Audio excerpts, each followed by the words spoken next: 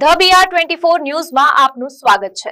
Gujarat ATS દ્વારા ઝડપાયેલા જૈશે મોહમ્મદ સાથે સંકળાયેલા શંકાસ્પદ આતંકીઓની તપાસનો દોર હવે વડોદરા સુધી પહોંચ્યો છે। પાલનપુર ભાગળથી શરૂ થયેલી તપાસમાં સામે આવ્યું છે કે આરોપીઓ અગાઉ વડોદરાની એમ્બેસેડર હોટલમાં રોકાયા હતા। આ મામલે એટીએસે આજે સયાજીગંજ વિસ્તારમાં તપાસ હાથ ધરી હતી। જૈશે મોહમ્મદ સાથે સંકળાયેલા 13 શંકાસ્પદ આતંકીઓની ધરપકડ બાદ ગુજરાત એટીએસ સતત તપાસ કરી રહી છે।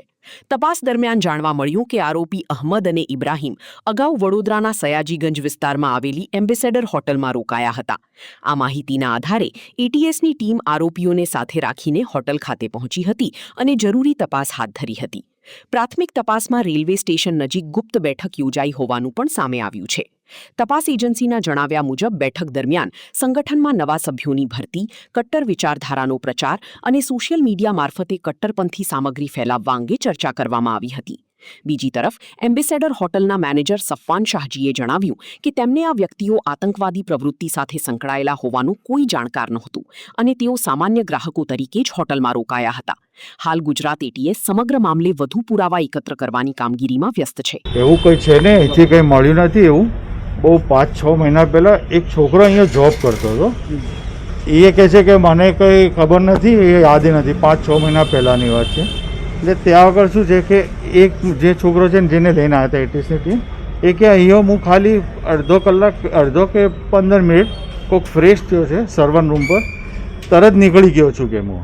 પછી એટીએસની ટીમને અમે લોકો બધા સ્ટાફને બોલાવીને પૂછ્યું કે ભાઈ આમને ઓળખે છે?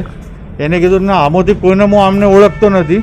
પછી આપણે પૂછ્યું કે અમને ઓળખે છે કે ના, અને અમે કદી જિંદગીમાં એને જોયો નથી, આ પહેલી વખત એની શકલ જોઈ છે। બસ એટલું જોયું, ચેક કર્યું, બધું કશું મળ્યું નહીં। પછી કે કંઈ છે ને વધારજનક તમારે ત્યાં, પછી જતી રહ્યું। બસ આટલી જ માહિતી છે, એના વગર કંઈ નથી। 5-10 મિનિટમાં તો એટીએસની ટીમે જતી રહી। અહીંયાથી કંઈ પુરાવા કશું મળ્યું નથી, કોઈ નહીં, કશું બધાને પૂછ્યું, કોઈ છે ને, આને કોઈ ઓળખતું નથી કે આને અમે નથી ઓળખતા કે એને એ નથી ઓળખતા।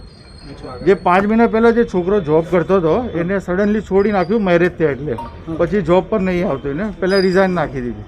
બસ એ એમ કહે છે કે આનાથી હું પહેલાં ખાલી મને ફોન કર્યો તો, મને 5 મિનિટ માટે ખાલી ફ્રેશ થઈને નીકળી ગયો તો, 5-10 મિનિટ કે વધારે બસ, એનાથી વધારે કશું મળ્યું નથી અને કોઈ એવું પુરાવા નક્કર મળ્યા નથી। બિલકુલ સહકાર આપ્યો, આપણને કશું નથી પૂછ્યું, ખાલી એને પૂછ્યું કે ભાઈ આમને કોને ઓળખે છે, તો એને ના કીધું કે ભાઈ આમાંથી કોઈને હું ઓળખતો નથી અને આપણે સ્ટાફને અમે ઓળખતા નથી।